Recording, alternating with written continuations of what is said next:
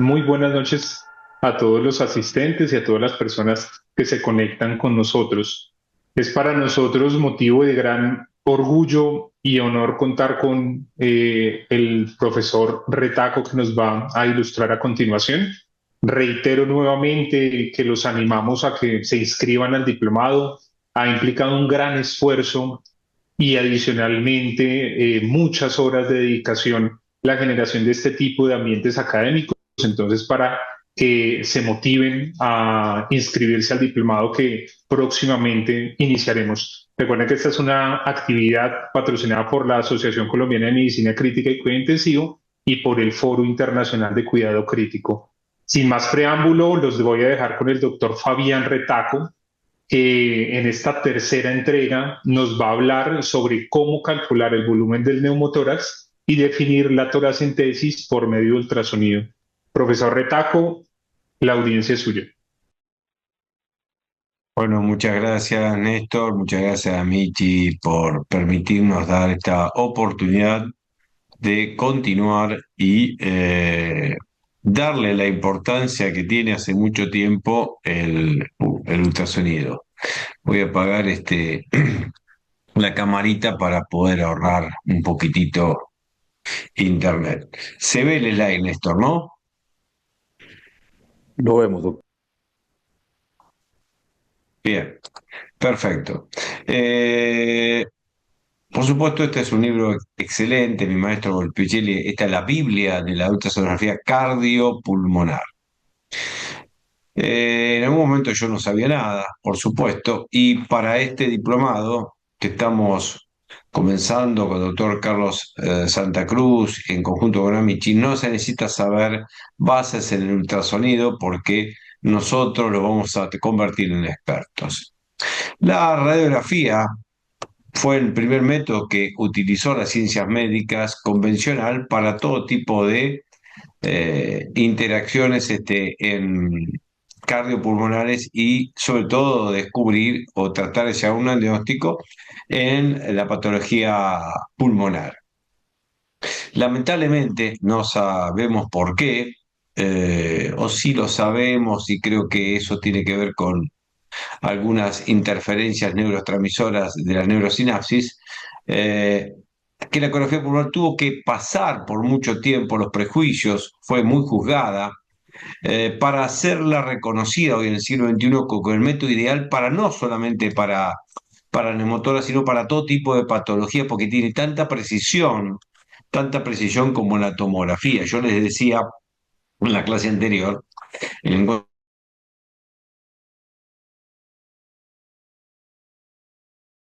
de la parénquima pulmonar a través de la densidad pulmonar.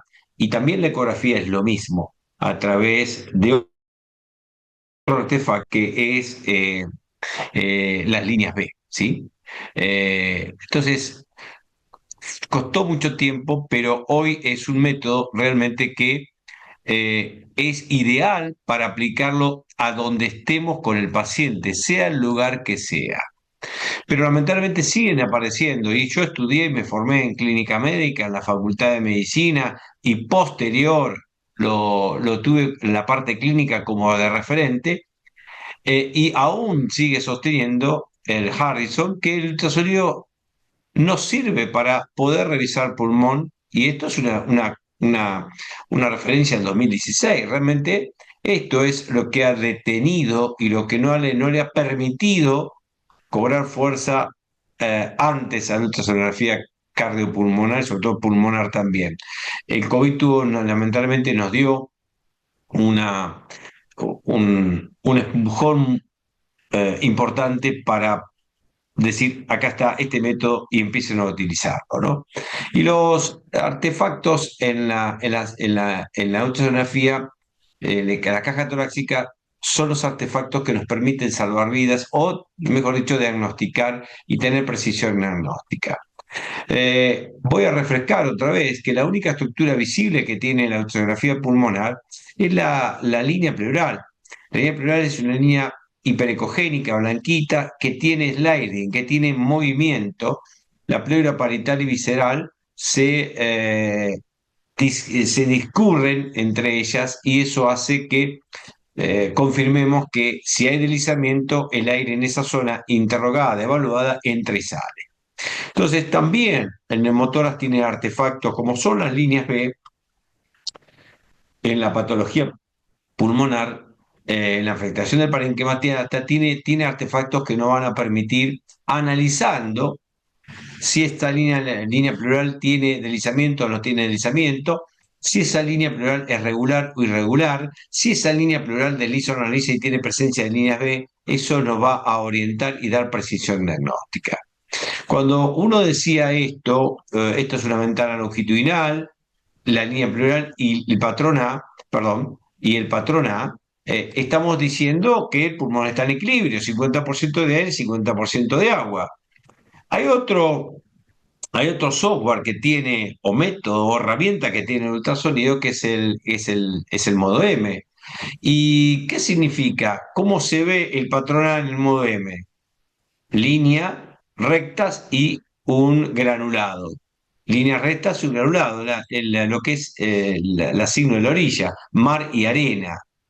Es decir, es la significación del patrón A explicado y visto por el modo M. ¿Y por qué es granulado esto? Y porque entra y sale el aire, hay movimiento. Esa es lo más importante de todo esto. Entonces, arriba acá están los músculos intercostales, que no tienen movimiento. Entonces el Daniel Lichtenstein, junto con Wolfgang, le puso mar. Y todo lo que está por debajo de la línea pleural, que entra y sale, que es el aire que entra y sale y tiene movimiento, ese granulado le puso arena. Es la transcripción del patrón A del modo M, del modo B al modo M. Bien, esto lo explico porque en realidad yo le voy a demostrar que este método, que es lineal, el método modo M no se necesita para llegar a un diagnóstico precoz y preciso del neumotórax, por supuesto. Lo que se necesita es, primer concepto, es ¿hay deslizamiento o no hay deslizamiento en la línea pleural? ¿Desliza o no desliza? Por supuesto, acá no desliza. Pero el no deslizamiento no es signo solamente de una neumotórax, hay otras patologías, diversas patologías que hacen que no haya deslizamiento.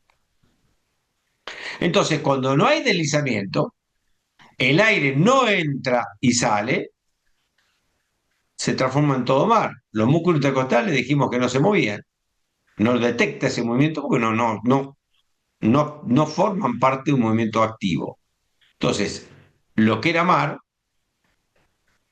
sigue siendo mar. Y lo que era granulado, que el aire entraba y salía y lo detectaba el modo M, sigue siendo mar.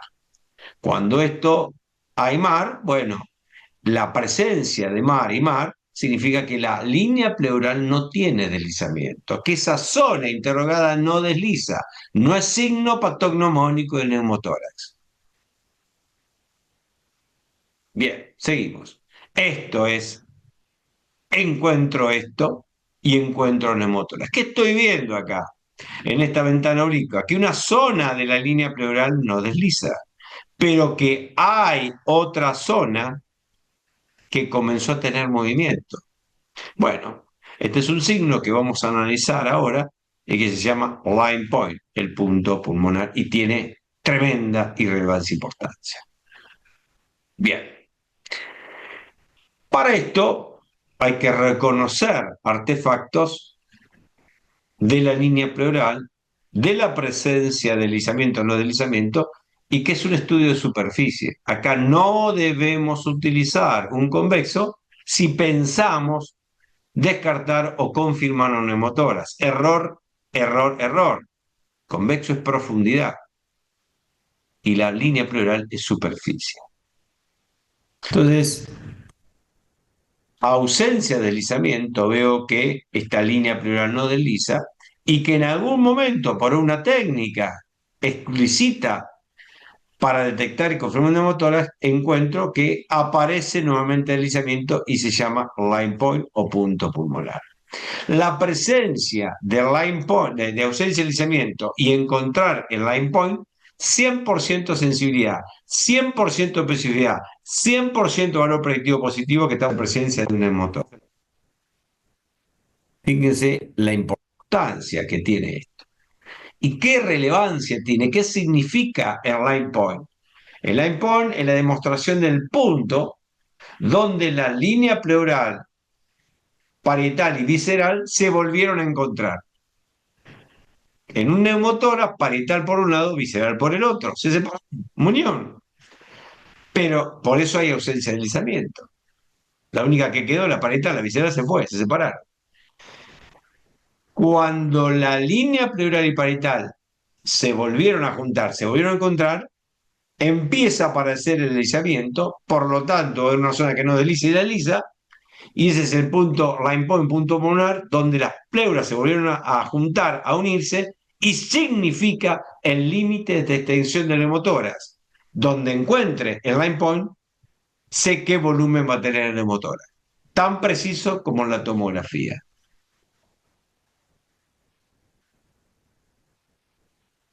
Por lo tanto,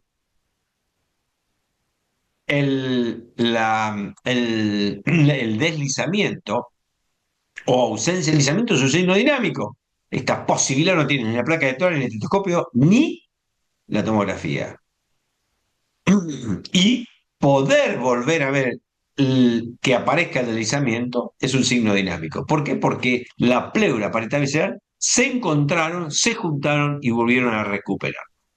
Y esto habla, si yo lo puedo ver muy tranquilamente por modo B, ¿para qué me le voy a complicar y voy a poner modo M?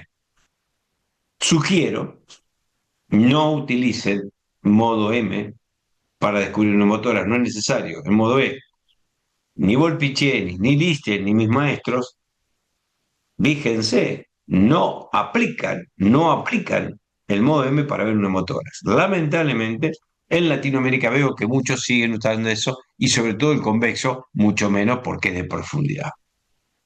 Bien, la causa neumotora no la vamos a repasar, los vamos a encontrar a ustedes en el diplomado y ahí la vamos a analizar en conjunto. Entonces, para no aburrirlos tanto, y esto se explica muy profundamente en el diplomado, ¿cuáles son los artefactos característicos que tenemos? La línea pleural no desliza, desliza o no desliza, ausencia de deslizamiento. Yo puedo tener en un neumotórax líneas A, patrona, y sí, ¿por qué? Porque quedó la pleura parietal, se puede reverberar tranquilamente. Lo que yo tengo que encontrar para tener precisión diagnóstica es ausencia de deslizamiento y buscar el line point. ¿Dónde aparece nuevamente el movimiento? ¿Dónde se volvieron a encontrar la pleura parietal y visceral? Si tiene líneas B y hay ausencia de deslizamiento, no es un neumotórax. ¿Y por qué digo esto?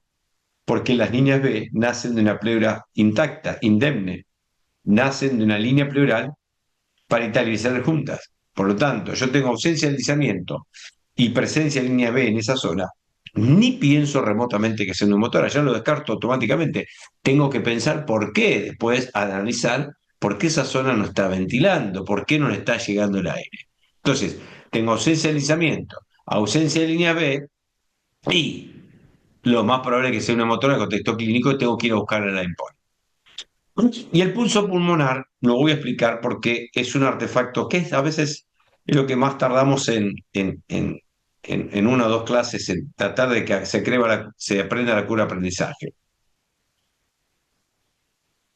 La ausencia de deslizamiento, entonces, y visualización de una sola línea B, descarta el neumotórax.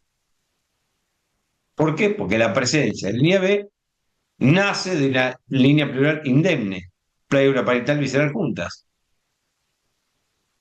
Esto hay ausencia de deslizamiento. No es una neumotórax, hay líneas B.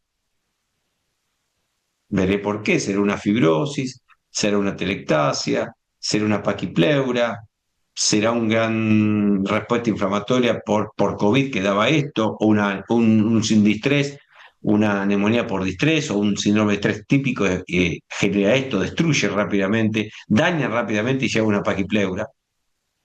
Pero fíjense, acá tienen una línea pleural regular con deslizamiento conservado.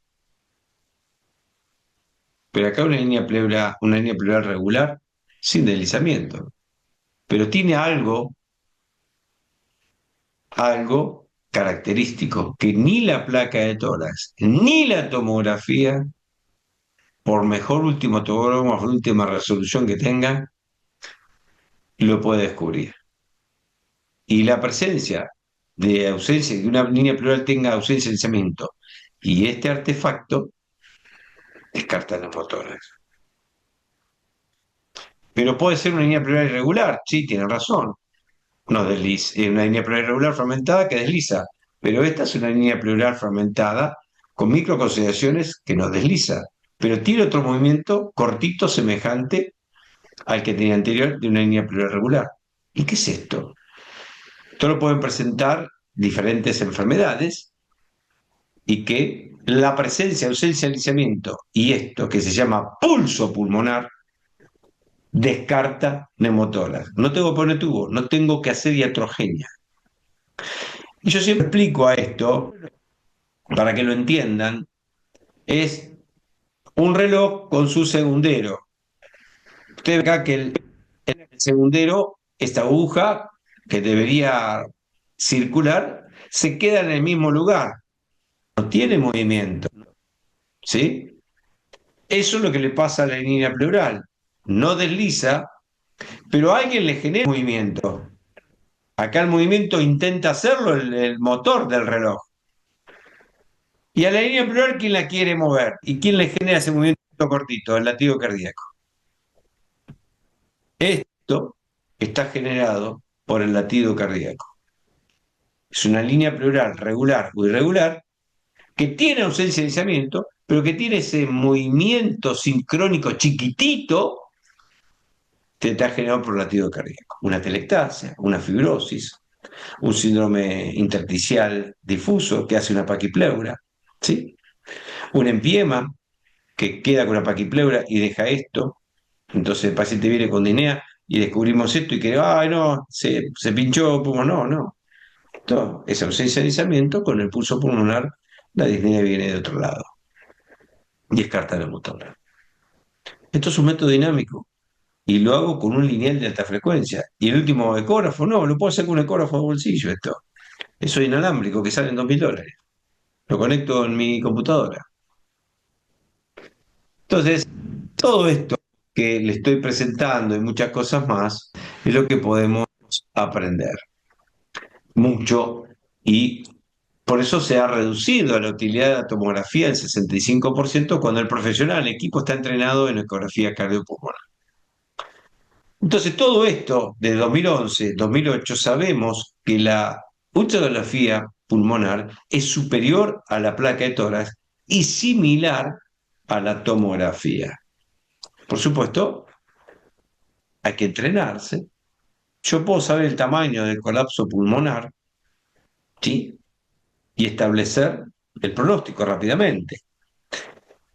Si lo hacemos por la placa de tórax y dependiendo de la sociedad que lo haga, hay mucha variabilidad en esto.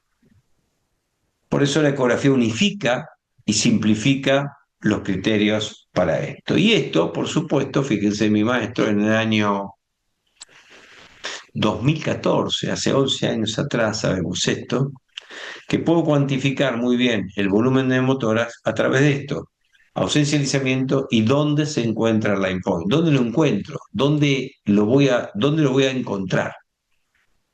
Entonces él hace un estudio prospectivo y fusiona a imagenología con emergencias. Qué interesante, ¿no? Esto es lindo que se fusionen dos especialidades, pero en un bien común, beneficiar al paciente. Entonces venían pacientes ¿de quién? Del lado de emergencias por trauma, neumotor espontáneo, y del lado de imagenología por punciones bajo TAC. La voy a hacer cortita para no aburrirlos. 124 pacientes, una muy buena muestra, de los cuales 96 vinieron por emergencia y 28 vinieron por imagenología. Todos tenían la misma grado de disnea clase funcional, todo dolor acostado, estaban estables, compensados si la muestra fue bien homogénea, no hubo nada crítico, nada descompensado, vamos a ir a los resultados. Se hizo una placa de tórax y se evaluaron se tomaron los tres criterios que hay. Uno de la Sociedad Torácica de Estados Unidos, donde por el requiere de tórax tiene que tener un borde interperoral de 2 centímetros, pero si te vas a Inglaterra, para que te pongan un tubo tenés que tener 3 centímetros. Pero si te vas a Bélgica, por lo general en neumonología, tenés que tener un espacio pleural largo a través de la pared lateral. Tres criterios totalmente diferentes que tienen una variabilidad del 50% para poner un tubo o no poner, para saber si esto lo puedo expectar o no lo puedo expectar. Tremendo, ¿no? Pero bueno, se introduce y se compara los tres criterios. Por supuesto, se la sometió a la ultrasonografía a examen con la tomografía. El que hacía el examen por ecografía pulmonar no tenía ni idea de si estaba cegado en otros métodos.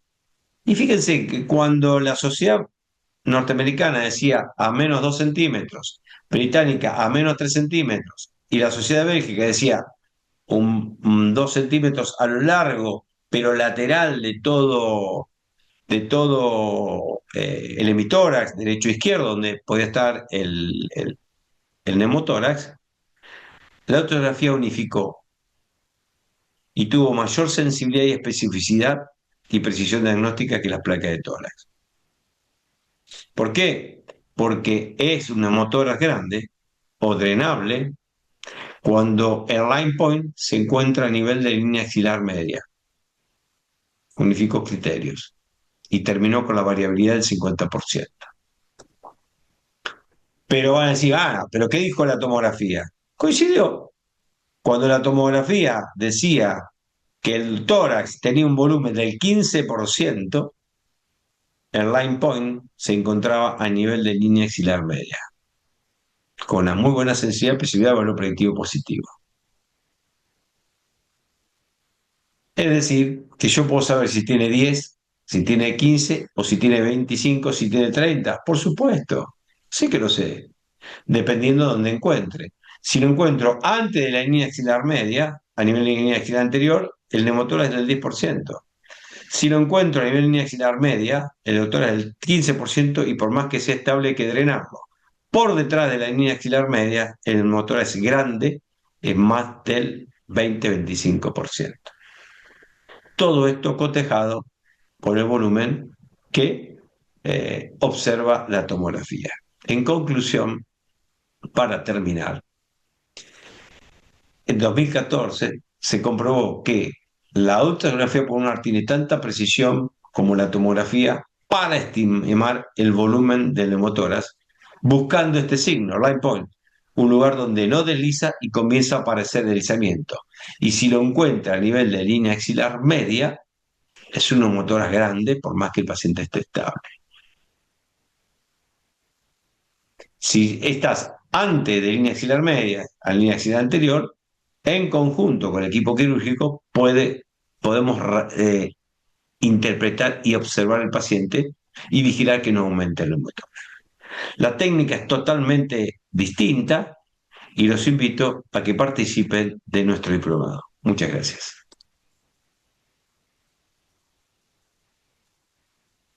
Todo suyo, Néstor. Profesor Retaco, muchísimas gracias, todo muy claro. Invitamos a las personas que tengan algún tipo de inquietud, las pueden expresar en el chat para realizárselas al profesor Retaco.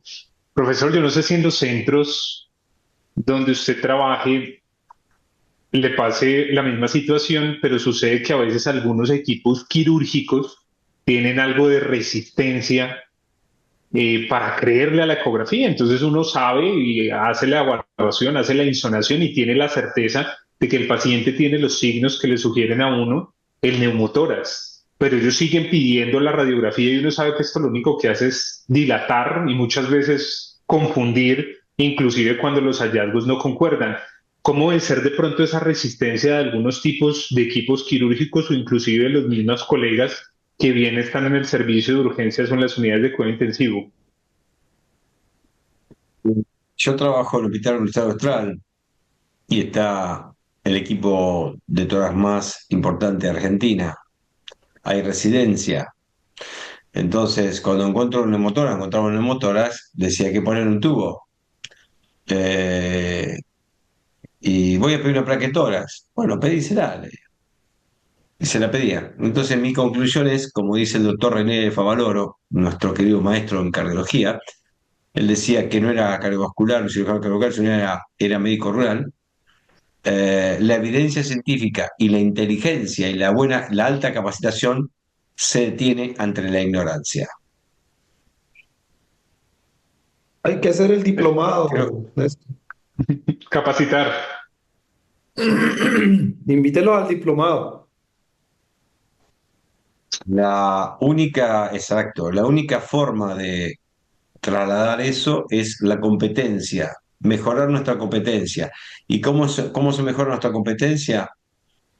Teniendo una capacitación adecuada. Por eso hemos traído este diplomado para todo Colombia, porque en definitiva lo que buscamos nosotros es lo que nuestros maestros nos enseñaron y el sentido que tiene ser médico y ejercer la profesión, dárselo a los más necesitados, a los pacientes. Nosotros tenemos la obligación de disminuir la morbilidad y la mortalidad, haciéndolo justo en el momento necesario.